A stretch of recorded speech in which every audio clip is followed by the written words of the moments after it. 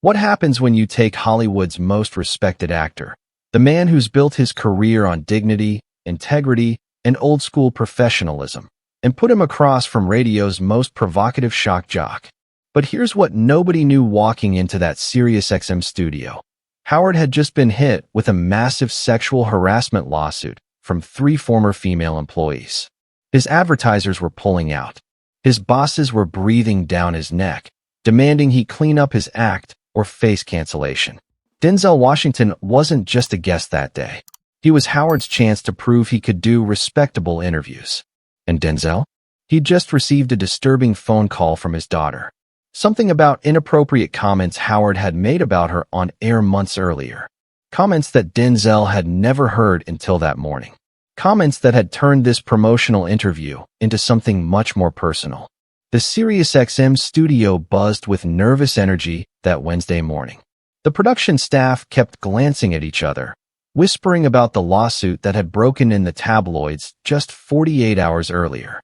3 women, all former Howard Stern show employees, had come forward with detailed allegations about inappropriate workplace behavior, sexual comments, and a toxic environment that had been covered up for years. Howard's marriage was already hanging by a thread after years of his on-air confessions about therapy and personal struggles.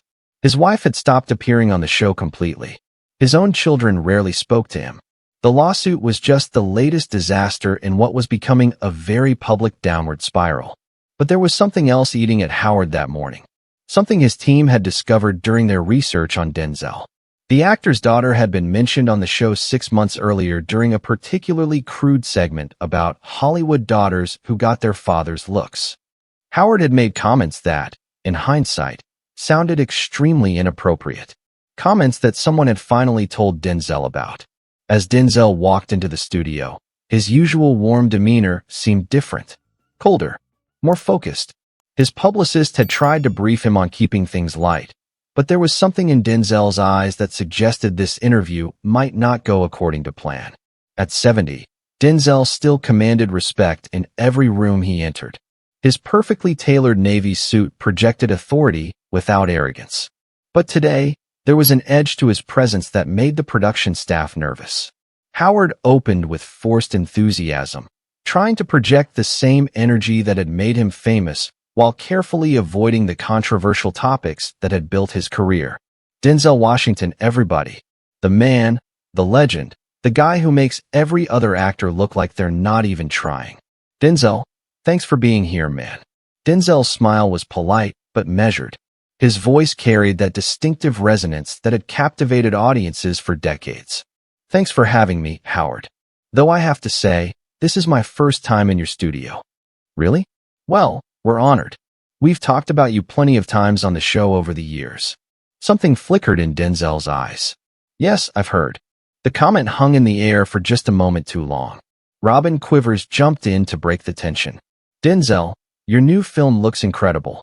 What drew you to this particular story? For about 15 minutes, they discussed his latest project. Denzel was professional, articulate, giving thoughtful answers about his craft and his approach to choosing roles. Howard seemed to be on his best behavior, asking respectful questions about acting technique and the film industry. But underneath the pleasant conversation, something was building. Howard kept glancing at his notes, at his phone, at his producers behind the glass. The ratings were good, but not great. His bosses had made it clear that respectful wasn't enough anymore. He needed viral moments. He needed controversy. That's when Howard made the decision that would end everything. Denzel, you've got 4 kids, right?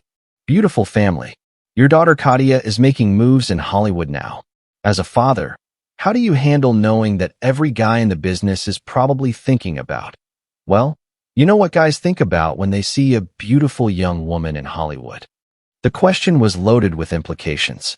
It wasn't quite crossing the line, but it was dancing right up to it.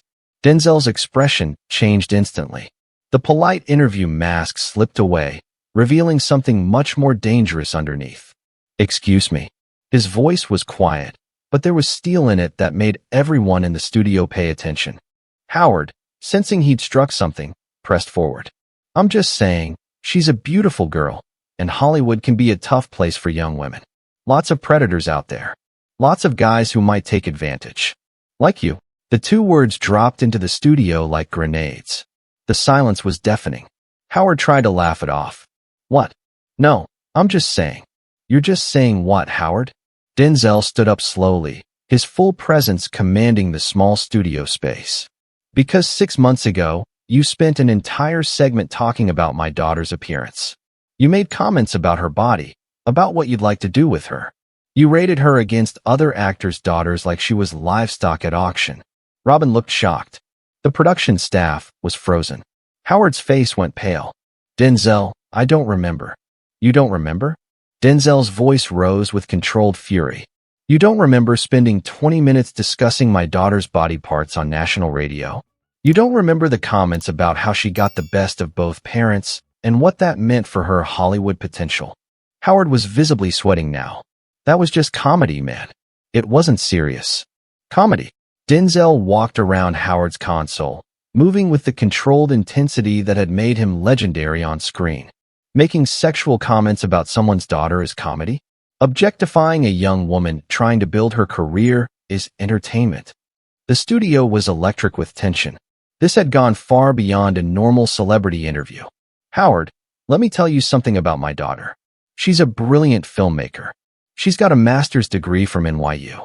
She's worked her way up from assistant positions to producer roles through talent and hard work. But apparently, all you see when you look at her is a sexual object for your radio show.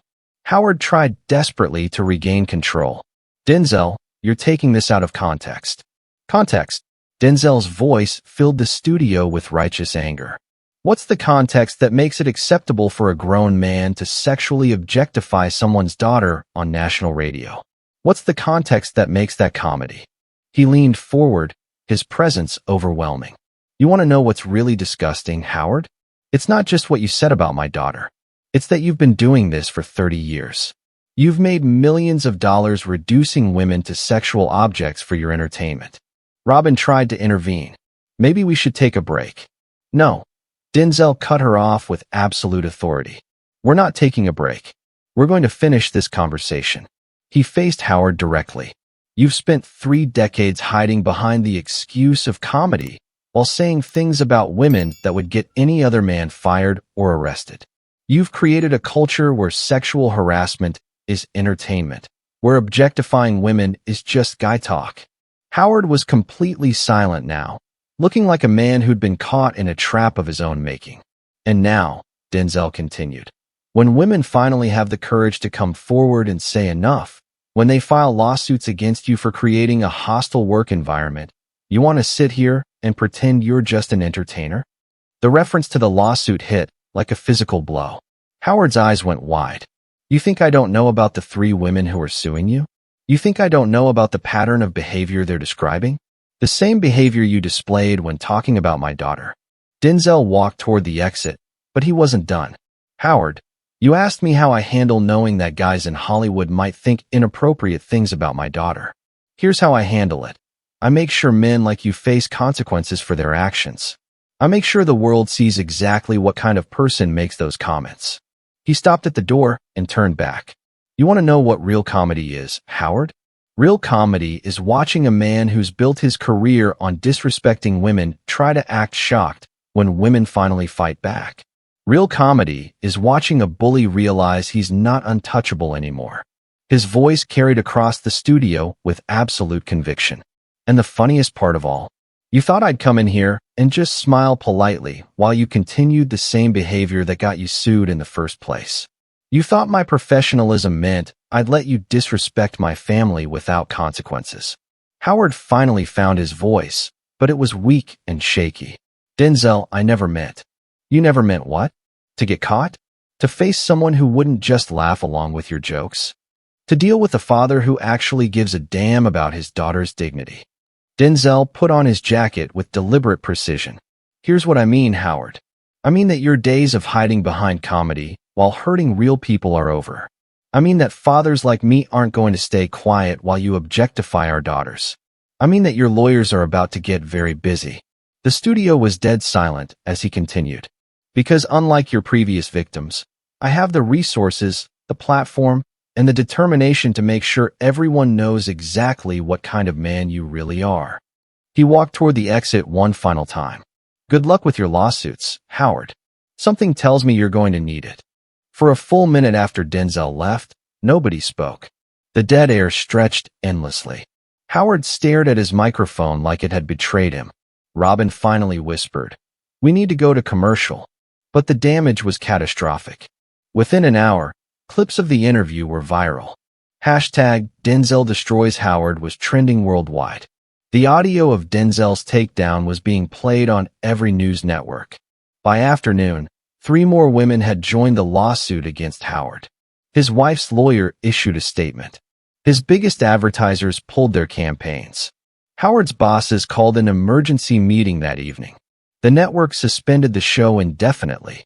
But the most devastating blow came from an unexpected source. Howard's own daughter posted on social media. Denzel Washington said what every woman in America has been thinking for 30 years.